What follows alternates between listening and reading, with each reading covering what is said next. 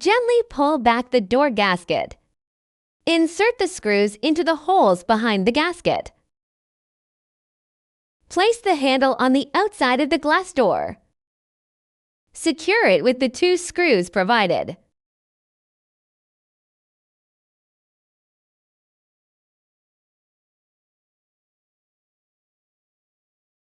Once powered on, the display will show the current ambient temperature.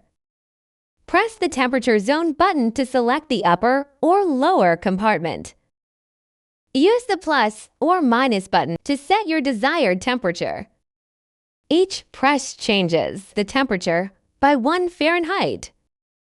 The upper zone ranges from 39 to 50 Fahrenheit, and the lower zone from 50 to 60 for Fahrenheit.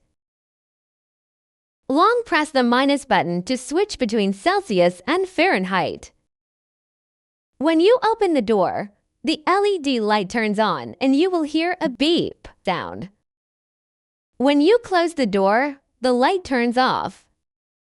You can also control the light using the light button. Press once to set the light to half brightness. When the door is closed, the LED light remains on. Press the button again to restore full brightness.